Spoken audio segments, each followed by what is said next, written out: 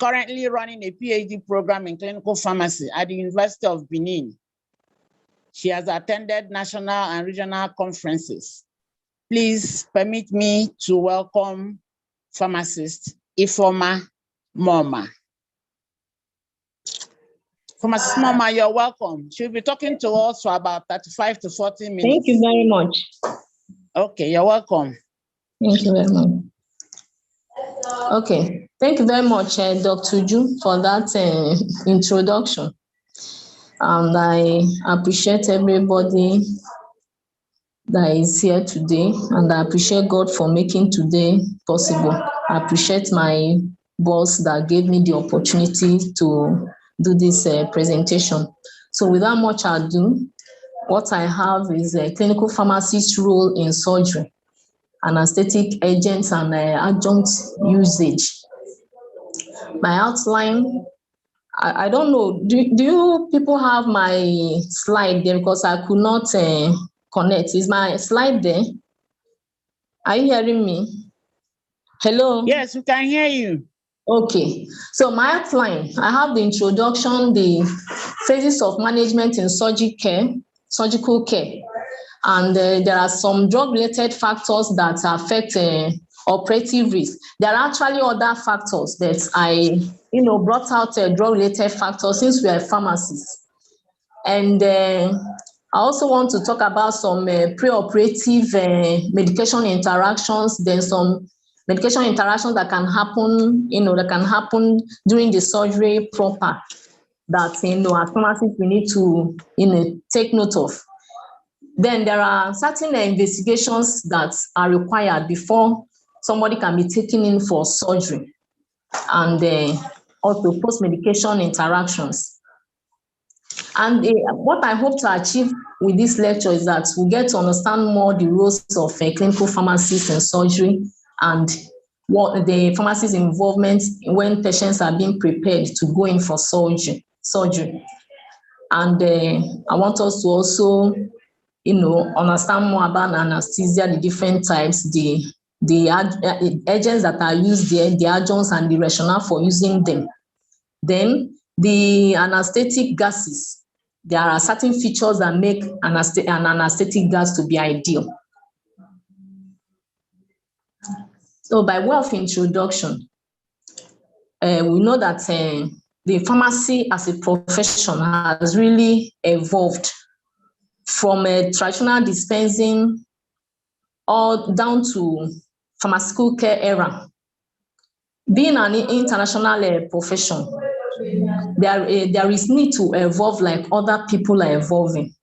What makes us a professional, what makes our practice a profession is the fact that there is social need for it. If there's no social need for it, we won't be professionals.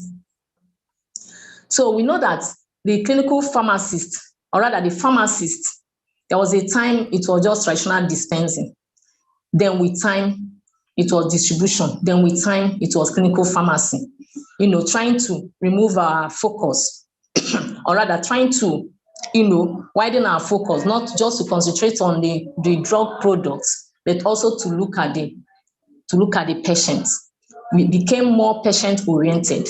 But what we have now is pharmaceutical care, where we are not just patient-oriented, but patient is now in the center of our care. Not only that, we now take responsibility for whatever we do. And since we want, to achieve, good outcomes, we have to do everything possible to make sure that we achieve those good outcomes. And our focus is usually medication safety. Now, having said that, there are different areas that are there. As other professions are evolving, especially the medicine practice itself, there is need for us to also evolve. We have O&G, we have psychiatry, we have surgery. So that's why my topic today is on clinical pharmacists in surgery. Now, the clinical pharmacists in surgery, we have, like in FMC or here, we have different structures where we can operate. We have the theater pharmacy, we have operation pack unit where we make various packs for different types of surgery. Then we have the ward. The ward actually, overlaps, because it's not all the ward that will be involved in surgery per se. Okay, and there are different situations from different wards that can make somebody to be a candidate for surgery. Having said that, the pharmacist's role in surgery, and generally in all other areas as well, there is an administrative role, there is a clinical role. There is need to have administration. If there is no coordination of activities, the clinical aspect of it will not be smooth. So the pharmacists in the surgery department will coordinate activities of these different units in the surgery pharmacy section. The pharmacists in the surgery department will serve as a link between the department, that's the pharmacy department itself, and the surgery department in the hospital. As an administrator, the pharmacist is involved in inventory management, monitoring and ensuring availability of surgical items. And also, the pharmacist will train other resident pharmacists under her, the interns, pharmacy students, and pharmacy technicians. Our clinical roles as a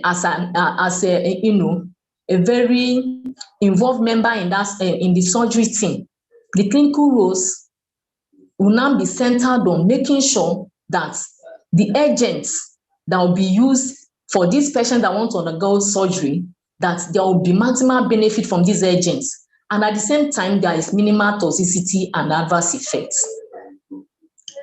Also, the clinical pharmacist in the surgery team is involved in going to rounds in the wards so that he will have direct patient contact when he wants to assess these patients, because the patient needs to be prepared for the surgery.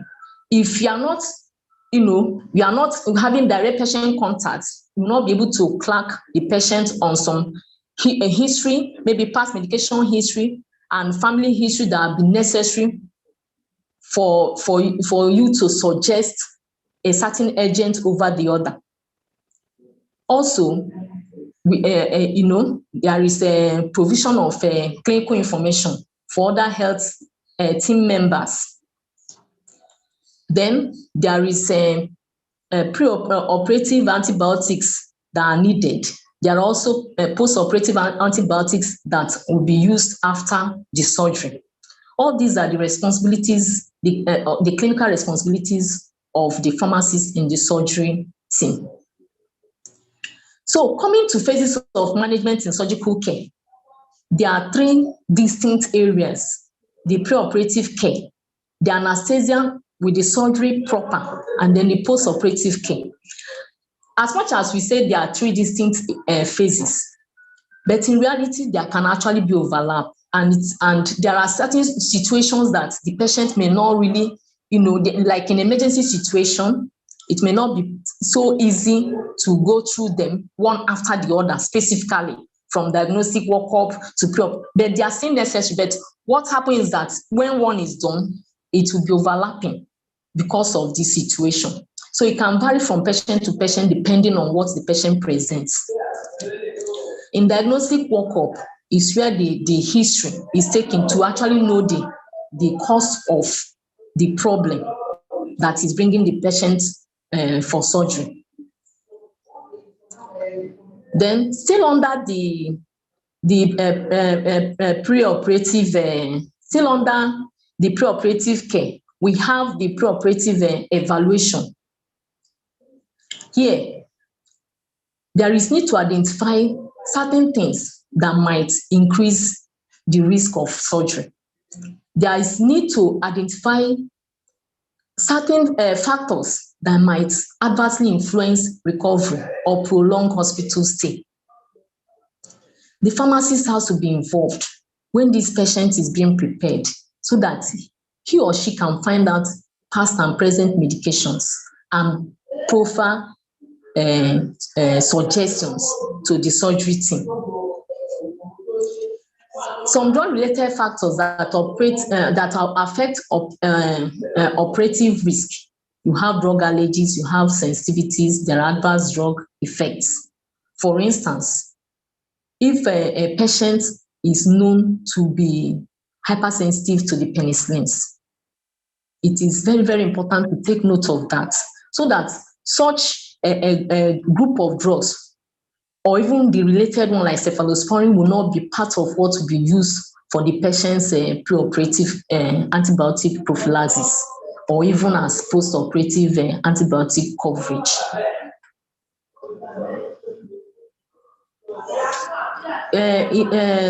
In these drug-related factors, in considering drug-related factors, it's funny to note that situations may arise that the drugs that the person is taking, the dose will be adjusted, or it can even be discontinued.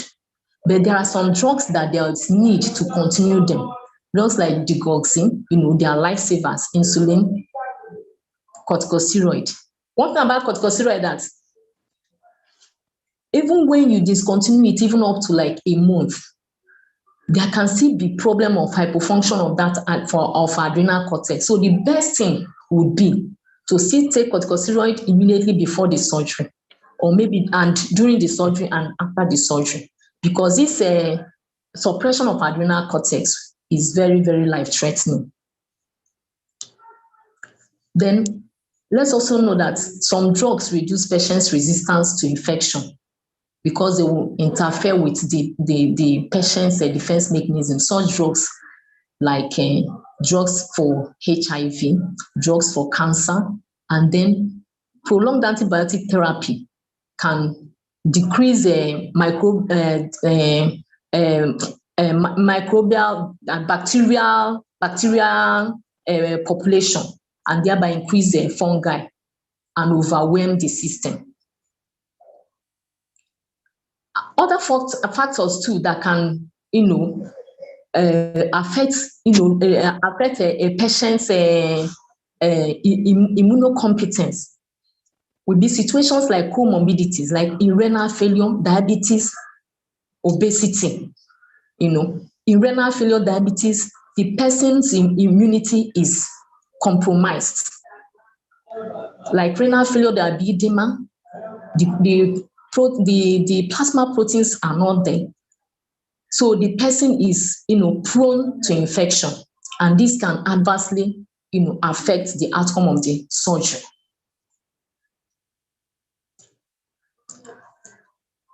There's use of CNS depressants have been known to increase tolerance to anesthesia.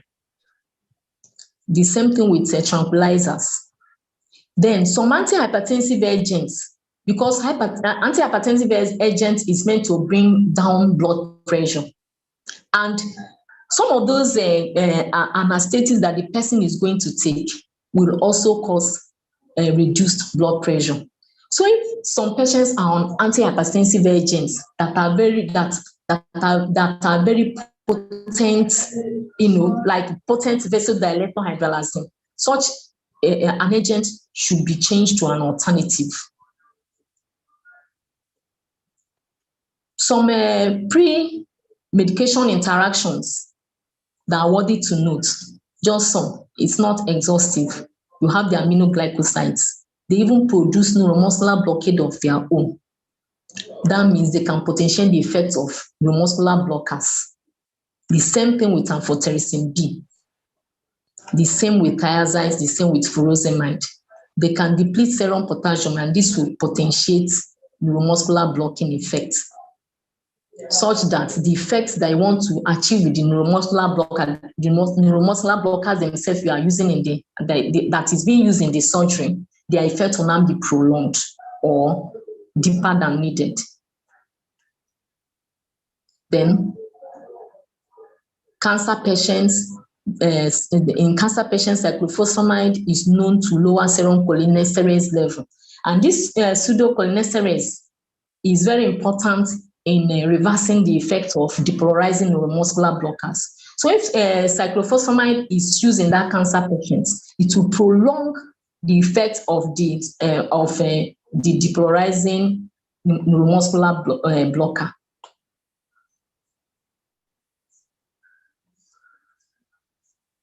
There are certain investigations that are needed before a patient can be taken into surgery. The reason is so that some diseases that may not show the signs or symptoms, but they will affect the outcome of surgery. With these essential investigations, such diseases will be seen and managed.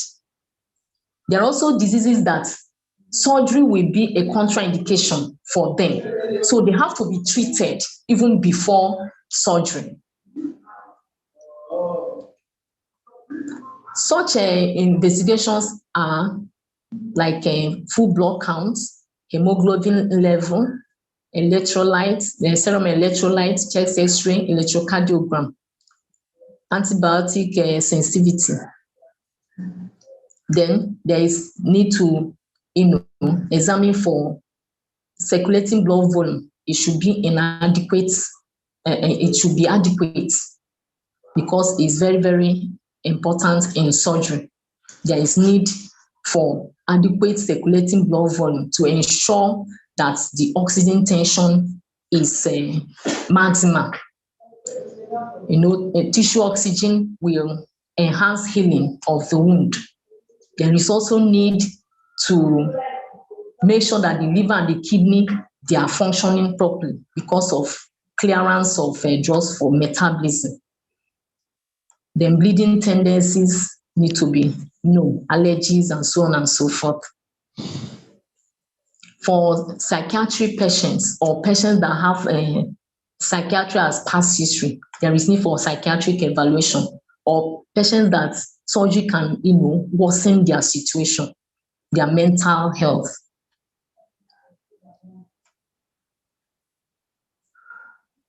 So after the preoperative evaluation, the preoperative preparation is now done based on those findings that we have been able to see from diagnostic workup and the evaluation. Then coming to the anesthesia and the surgery proper, there are different types of anesthesia and agents used in those different types. We know that anesthesia is used to produce a temporary loss of sensation, so that, and this is done for medical purposes, and there are different types. It's different from analgesia, which is just the a state of pain relief. But there are certain potent analgesics that can even still bring about anesthesia. But anesthesia strictly differs because there will be loss of consciousness. No, there can loss of sensation. Some anesthetic states, there might not be loss of consciousness, but there will be loss of sensation, so that the person will not feel, have feeling at all, and there will be no pain. So based on this, there are different types. We know of the local, regional, general, and so on. So the local anesthesia is just for limited area, for minor surgeries. Then the regional anesthesia is for maybe larger areas, especially the abdominal region. And there are two types, spinal and epidural. In spinal, we use heavy mercury, and it blocks all motor and sensory function. But in epidural, we use plain mercury. Plain mercury does not contain dextrose like heavy mercury. And in epidural, it blocks mainly the the nerve roots, but it will preserve motor function.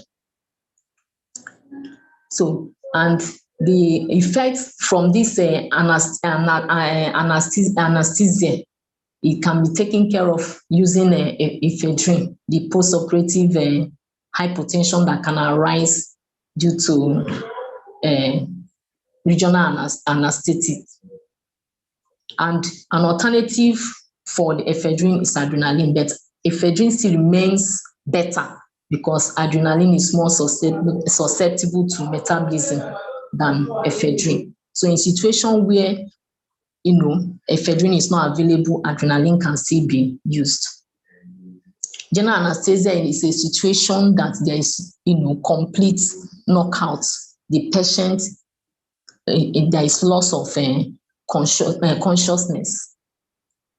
But this loss of consciousness is also reversible. This allows for more invasive surgery. And the anesthetic for it is intravenous anesthetics and the inhalational anesthetics. So the intravenous agents, we have the propofol as being the standard drug for induction of anesthesia. And it has rapid onset of action and emergence. It's antiemetic, anticonvulsant. There is no pain relieving properties. So for this, one will need to add a pain reliever. So because of the antiemetic property, it's very good for patients that have very high tendency for postoperative nausea and vomiting. Ketamine is another intravenous agent, and it has very a unique kind of anesthetic property. It's called a dissociative anesthesia, in which the person consciousness is still there, the person is still breathing normally, but it has its disadvantages in the sense that there is so much hallucination and illusions and all that. But what can be used to manage that is to give the patient that ketamine is useful. The patient can be given something like the benzodiazepine to, take care of these side effects. This ketamine is very good for patients, post-trauma patients, because it has very profound analgesia, even in very low dose. It's also good for pediatrics because of that same quality. Then another one is etomidate. Etomidate is unique because it has no effect on cardiovascular, on circulation. So it's very, very good for patients that, they have a problem in circulation, like congestive heart failure, patients with hemodynamic instability. So it's a very unique one for them. It has no effect on the cardiovascular. Then the thiopental, a type of barbiturate, is another intravenous agent, and it's very good for patients with brain edema. Reason being because it reduces cerebral blood flow and reduces intracranial pressure as a result. So it's very good for patients that have brain edema, or maybe are injured, they have a head injury. Diazepam is another intravenous agent that can be used. It can induce and maintain, and can also serve as an adjunct for something like ketamine. The inhalational anesthetics, you have the old nitrous oxide and then the halogenated gases. So the properties of an ideal anesthetic agent are listed here. To appraise its potency, it has to have very minimum alveolar concentration, very little, as in the quantity that will minimum alveolar concentration mark, the quantity that will make 50% of the patients not to feel harmful stimuli. So if for certain anesthetic gases, that percent is low, it means that such an anesthetic gas is very, very potent. But when that quantity that will make 50% of patients not to feel pain, that quantity, if it is high, it means that that particular anesthetic gas is not very potent. Another property is that the anesthetic should have low blood gas solubility, and this will enable faster emergence from, that's faster recovery from anesthesia. Also, tissue gas solubility. That's the ability of it to enter the brain and also leave the brain tissue. It should be low. It should be non-flammable. It should be stable in soda lime. With soda lime. It should not have toxic effect on end organs. It should not cause respiratory irritation. As in the potency should not be so much. It should not be easily metabolized. So this was what I was trying to explain. The minimum alveolar concentration is an inverse proportional relationship. But the lipid solubility, this one has to do with being able to cross the brain barrier. So inhalational agents that have low blood solubility, we have better control and easier recovery from anesthesia. Then the adjuncts that are used, we have the neuromuscular blockers to facilitate intubation so that giving of the anesthesia will be. So the different types of the neuromuscular blockers, you have the non-depolarizing and the depolarizing. So we know that the non-depolarizing, they block, the antagonists at neuromuscular junction, and to for a patient to recover from their effects, the blockade is competitive. If the concentration of acetylcholine is increased at that junction, the neuromuscular blockers will be released from that blockade. Whereas the depolarizing blockers, they are agonists. Example is the sulfametonium. It looks like the acetylcholine.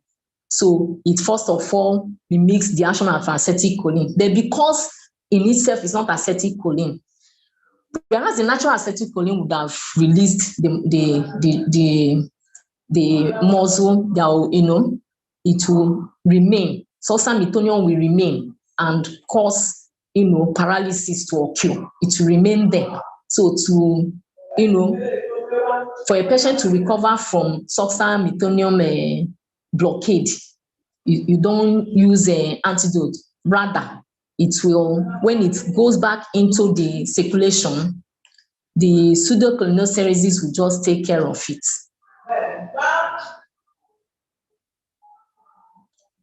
Then the effect of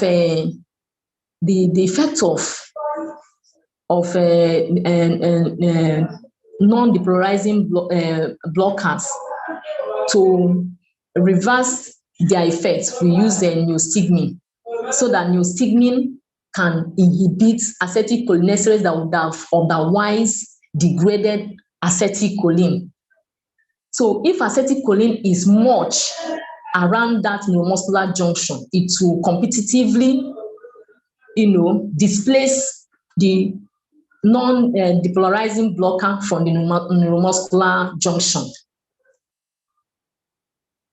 But the neostigmine itself has some unwanted, undesirable effects, because it will not block only muscarinic receptors, it will block nicotinic receptors and bring about effects that are not desired. So to take care of that, we use anti-muscarinic blocker, the atropine, to take care of that. So these are other adjuncts that may be needed. So you have the intravenous opioid analgesics that are also adjuncts to relieve pain, and even pain caused by injecting of those intravenous analgesics themselves. So this is the third phase in surgical care, the post-operative care. So there is the immediate period after anesthesia. Then those people that will require continued ventilation support will now be transferred to the intensive care unit. The pharmacist in this in surgery unit also needs to be involved, because there are certain drugs that will be given at this stage.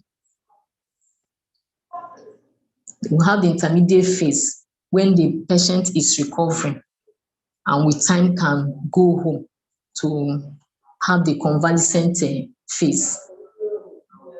At this time, the care is aimed at maintenance of hemostasis, then the treatment of pain and prevention of complications.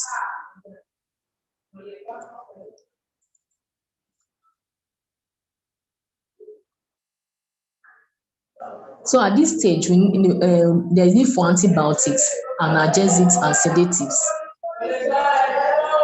Then corticosteroids needs to be,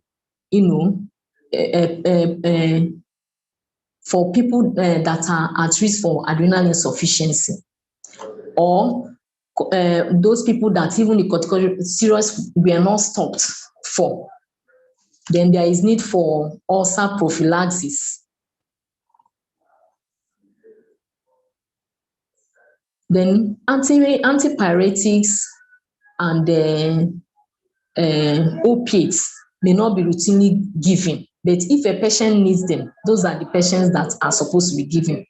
Some medication interaction that can happen here is using barbiturate and pethidine. Know that barbiturate is an enzyme inducer. So if enzyme inhibits the enzyme at cytochrome P450. So if it inhibits such an enzyme, it will make other drugs that are given with it to have more effects.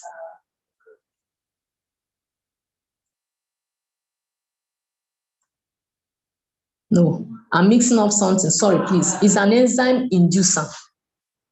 So if it's going to make other drugs given concomitantly with it to have reduced effects, yes. So something like the efficacy of metronidazole will be decreased because there is increased metabolism.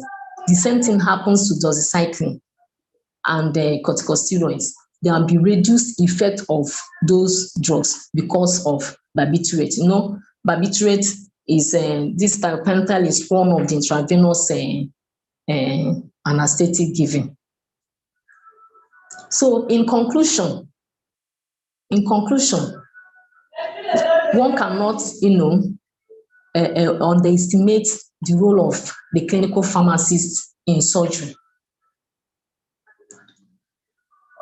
The clinical pharmacist in surgery department is there to provide close, continuous, and collaborative work with other healthcare professionals so that the desired outcome, the therapeutic outcome, will be achieved.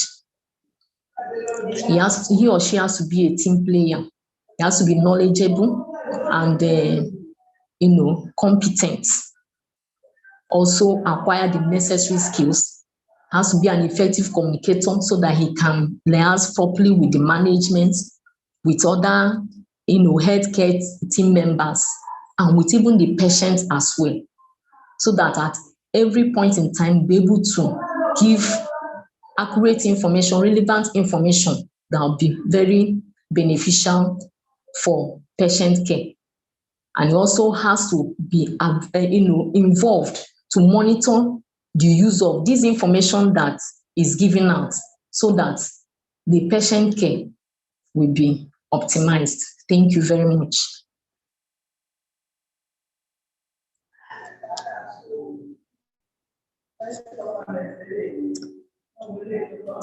Hello. Hello, thank you very much, our presenter. Pharmacist Moma has really done justice to this topic. The lecture is professorial. She went down the memory lane at the molecular level to explain the molecular mechanism of actions of these drugs. And I was particularly thrilled when she laid emphasis on the fact that clinical pharmacists should be involved in preparing patients for surgery.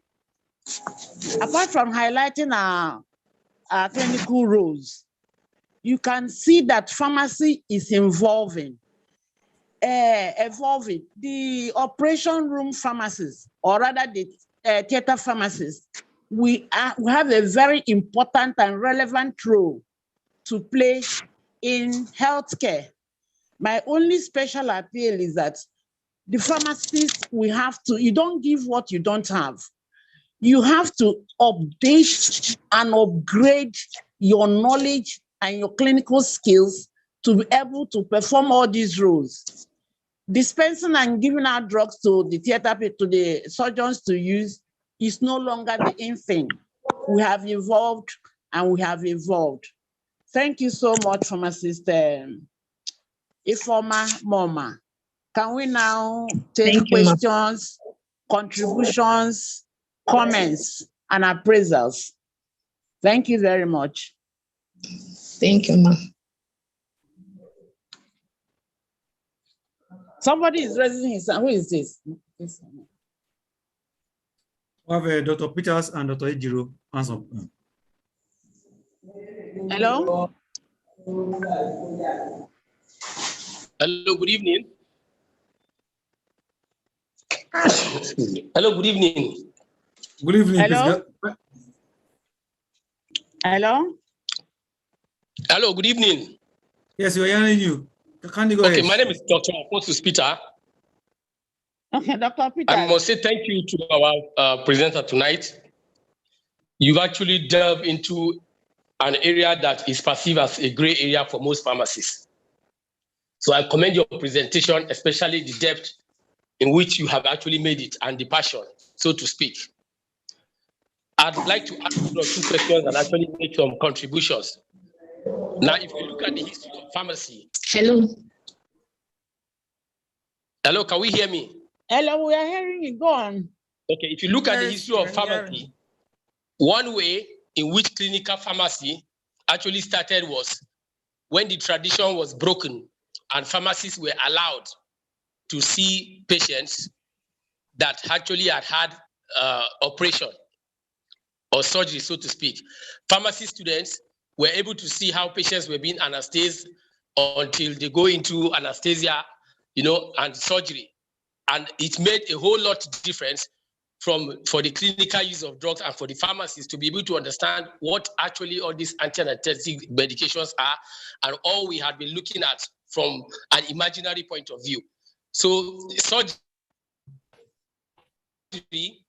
theater pharmacies are one of the key elements that we can use to drive our profession forward because it was one of the main interventions under which we evolved. Now, looking at that, I would like to ask the presenter tonight. I know we have very common to see theater nurses all around as a specialization.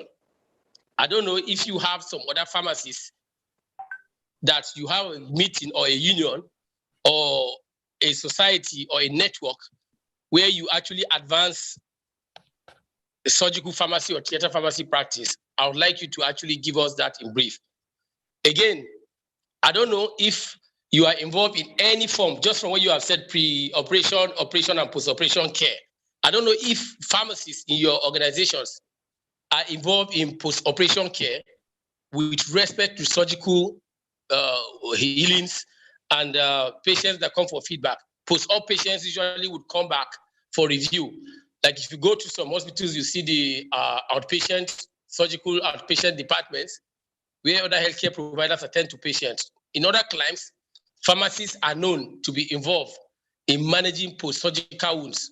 In fact, pharmacists play a very significant role in most of those patients, and at times they are the ones to take care of the patient that spare the physicians some other time to do what they do.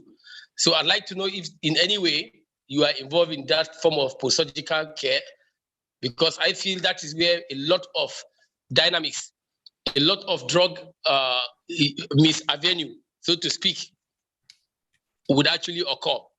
If you are involved in it, you could let us know. Then lastly, because of the complexity of the medications you have actually described tonight, where multiple medications are being given to the patients, there is a room of intravenous additives and several medications.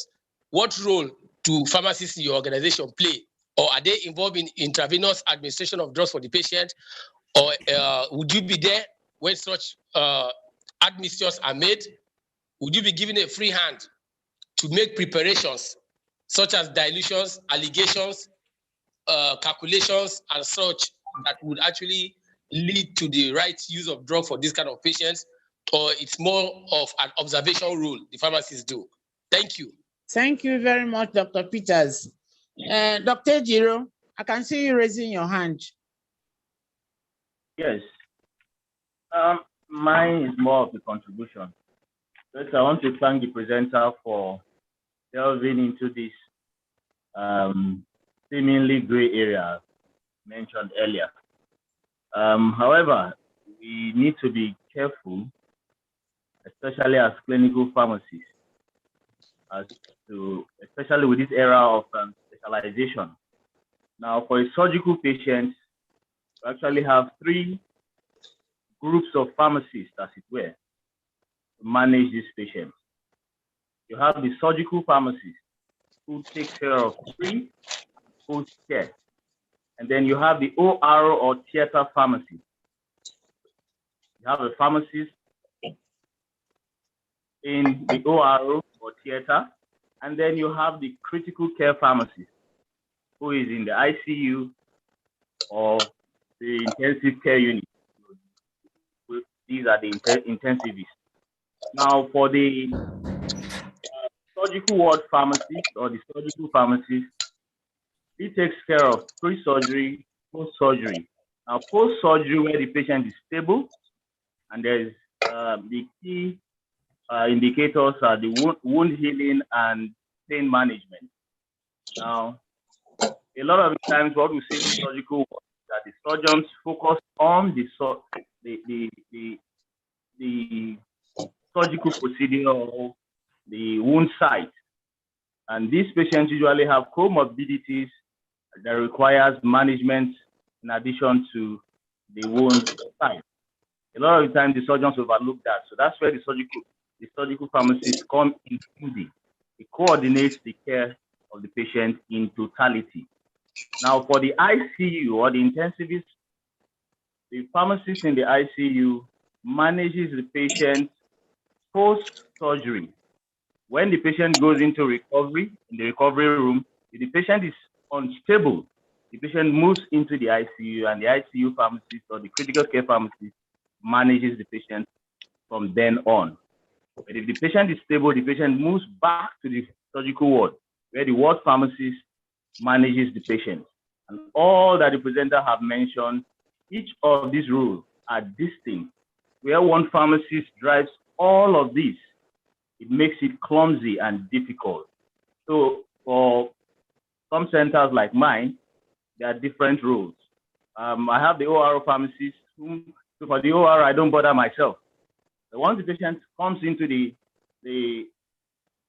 ICU, that becomes my problem. I handle the patient from then on. Now, by virtue of the fact that I'm in charge of clinical training, I'm also able to interact with the patient at the surgical ward site. Now, why is this very important? We once had a case. The patients have been operated upon post-surgery. The surgeon is reviewing this patient. He's focused on the wound site. And the nurses rush to the pharmacy that the surgeon wants a saline, a dextrose saline.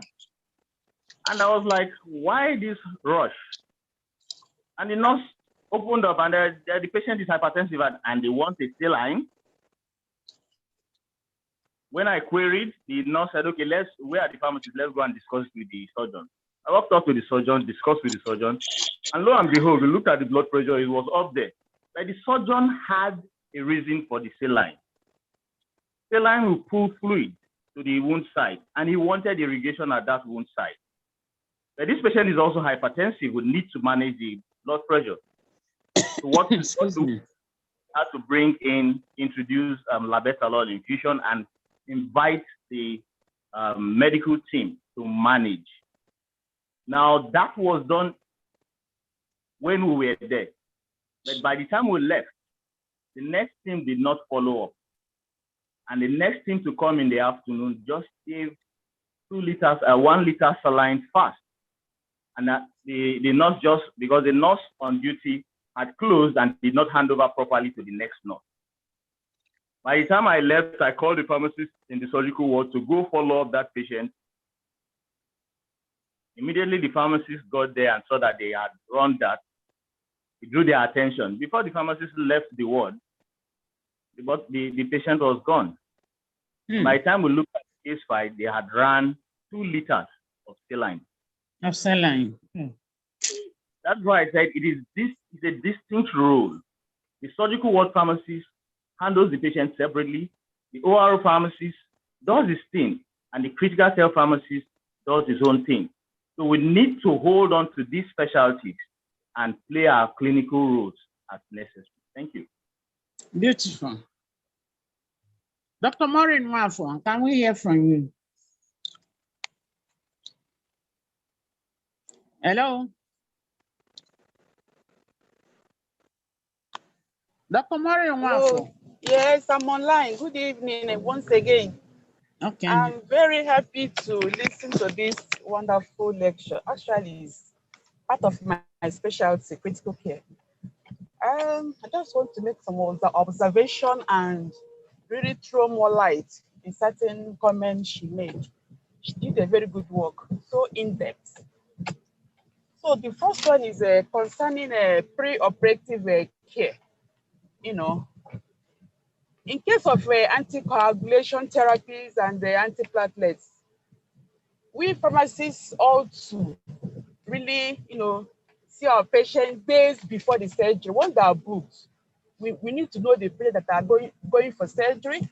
They do come into the ward days before the surgery, except on emergency.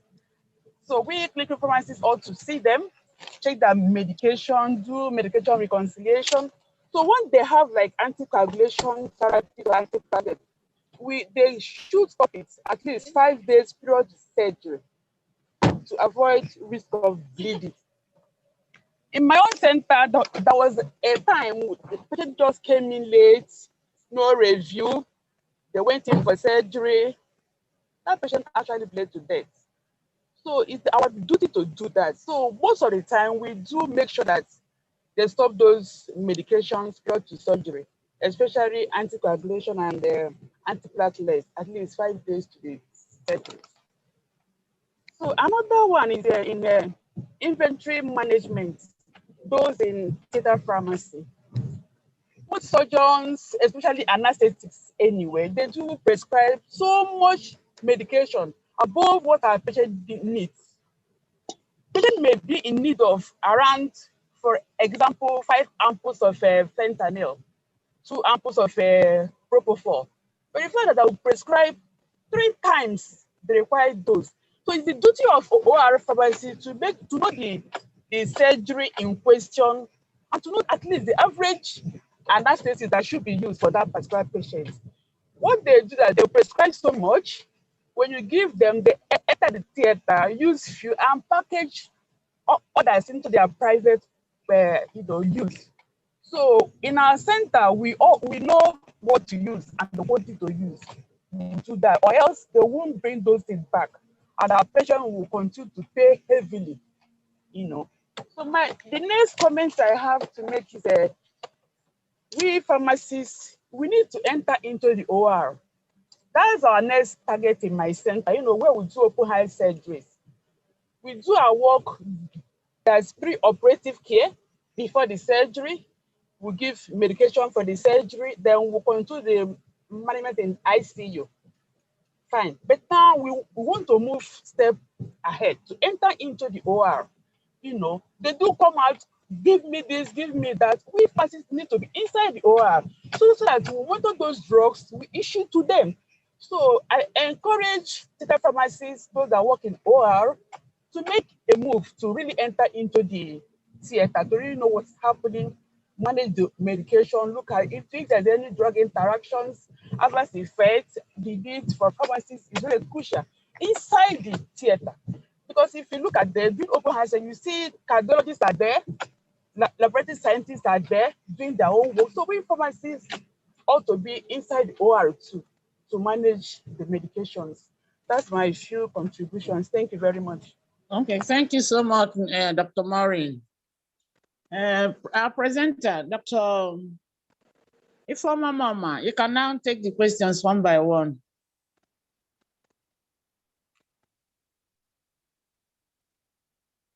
Hello?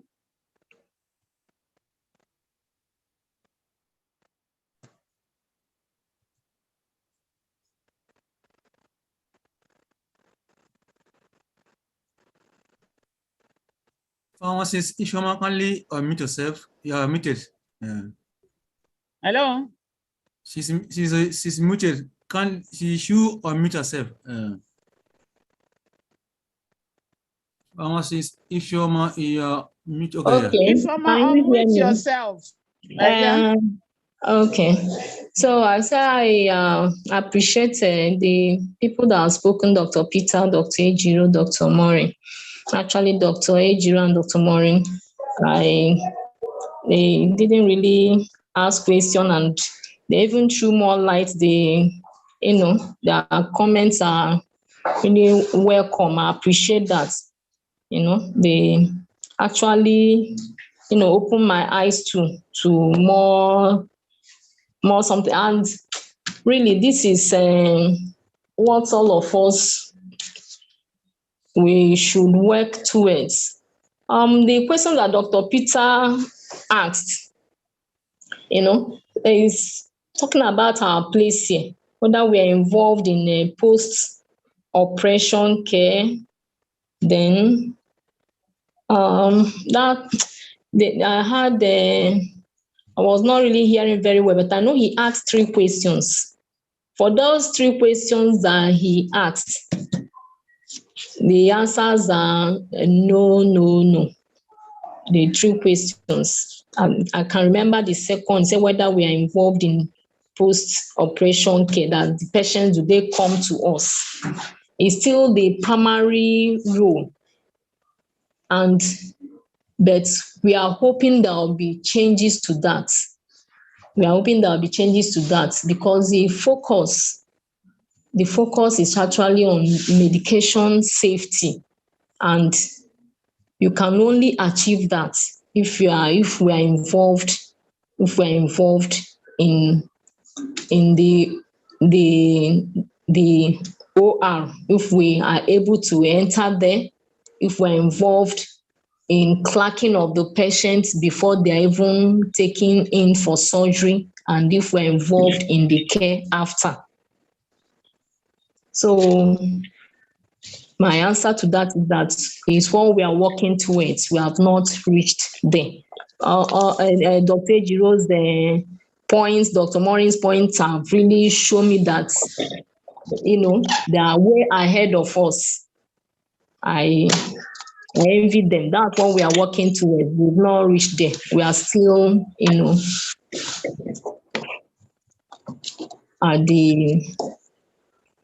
we are still young. We have not gotten to that stage, but we are hoping that we'll get there. We are working towards it. Okay. Ifeoma, thank you so much for the answers. Can I recognize our chairman, Dr. Madam? Can you take the floor? All right. Good evening, Dr.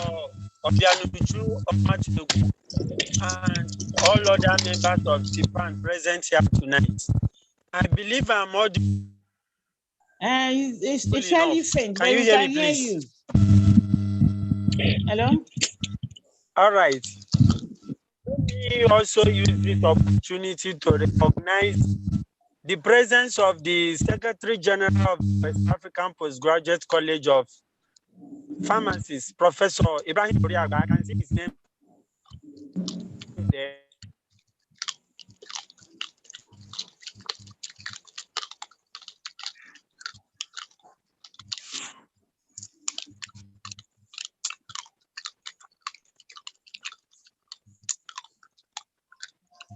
Hello? Hello, who has the floor?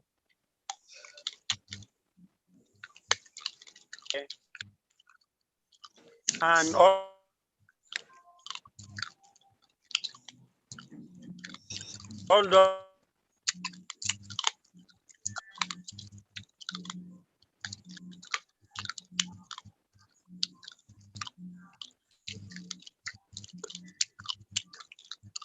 He's no longer audible. I can't even hear him.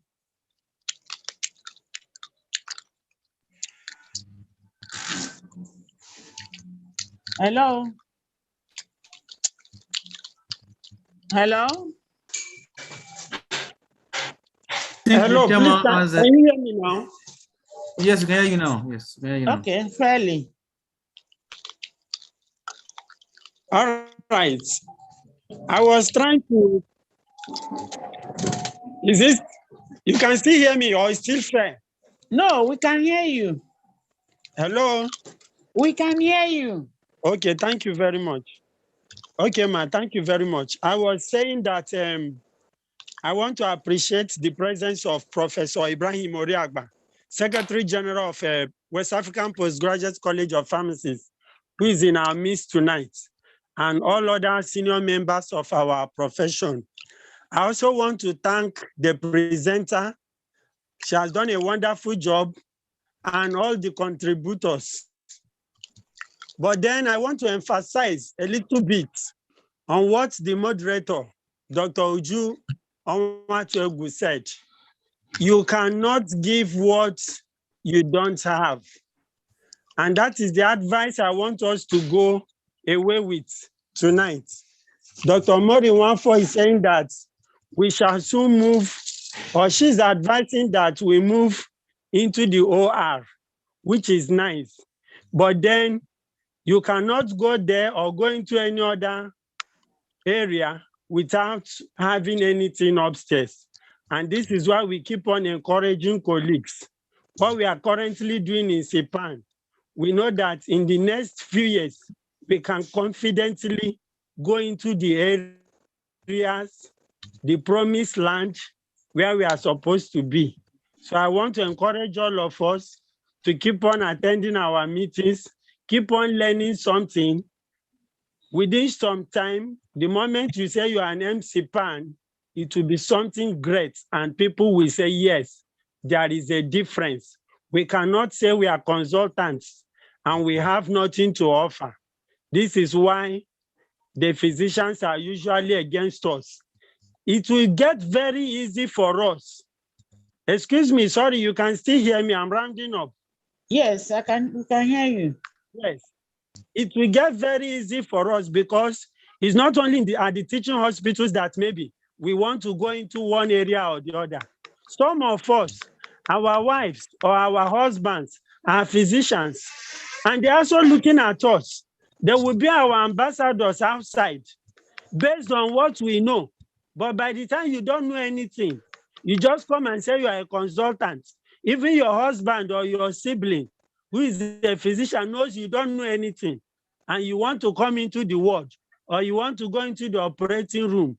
This is where usually the antagonism is. But with what SIPAN is doing currently, and everyone is trying to learn, trying to update, having issues at our fingertips, I believe that antagonism will continue to be lowered and lowered. So thank you once more, all the contributors, the presenter, and the moderator. God bless all of us. Thank you very much. Okay, thank you very much, Mr. Chairman. I can see you raise your hand. Can you speak to us?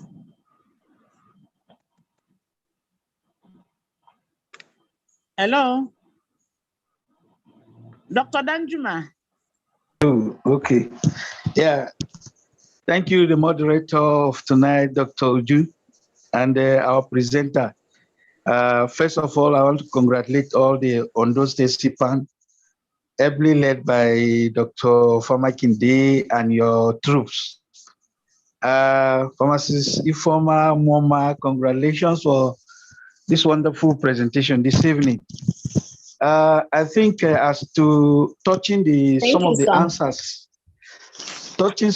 answers that needed to be provided, I think Dr. Ejiro make a clarification because some of the questions that Dr. Peter asked as relating to management of the patients after leaving the theater or out of the operating room.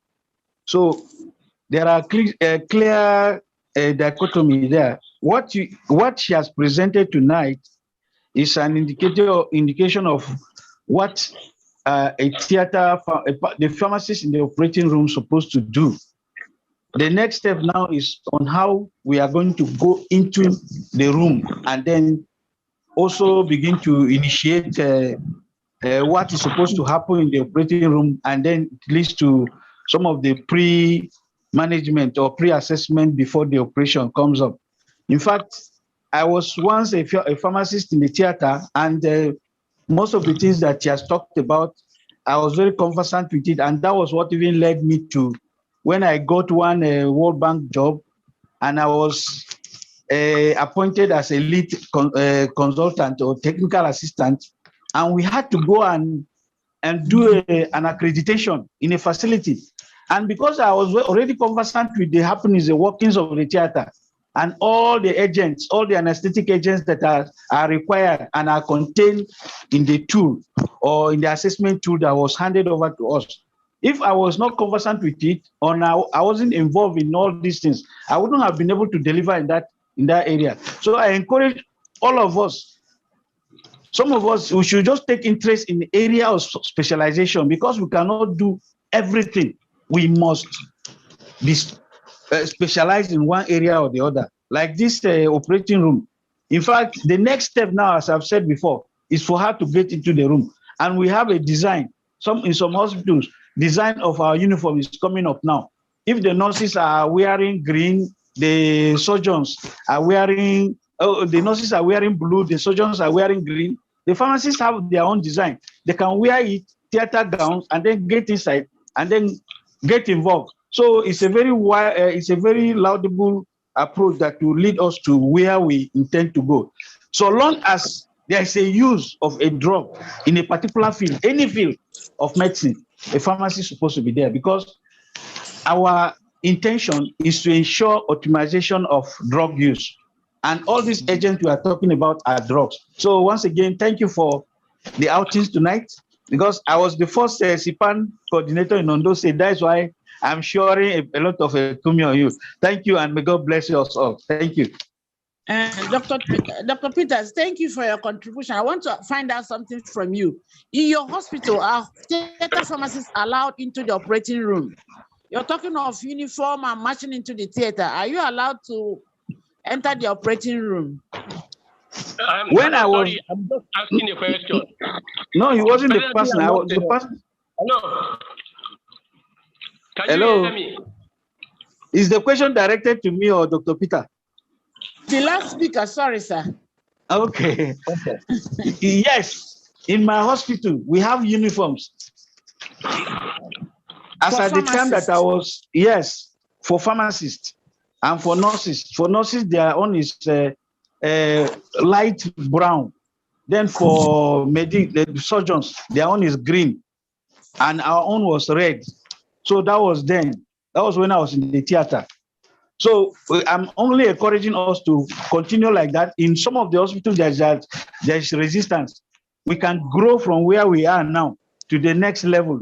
The next level will be going into the operating room. That was why I just suggested. Thank you.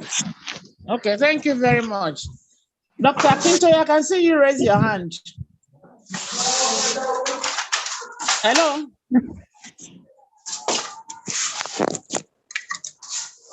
Dr. Akintoye. Hello? Has he left?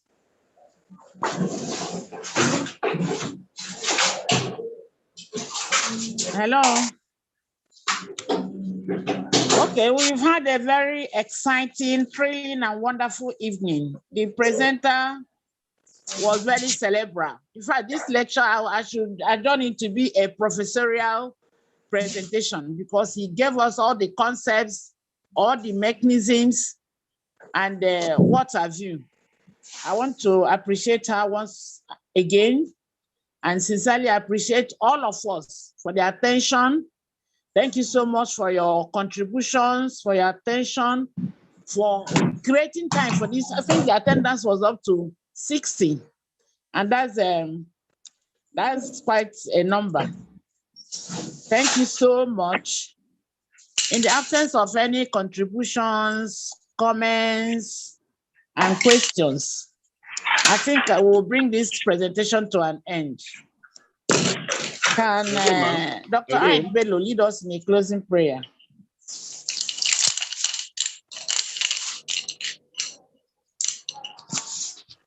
Okay, let us pray. We thank God Almighty for bringing us successfully to the end of this meeting.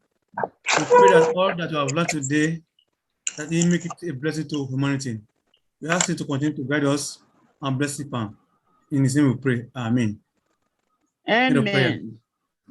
Amen. Thank you very much. Amen. Sweet Good night, dreams. everyone. Good night, everybody. Good night, everybody. Thank you. Good night. Good night. Catch your phone. Good night, everyone. Good night. Catch you phone, Nemo. Okay, we will. Okay, we will.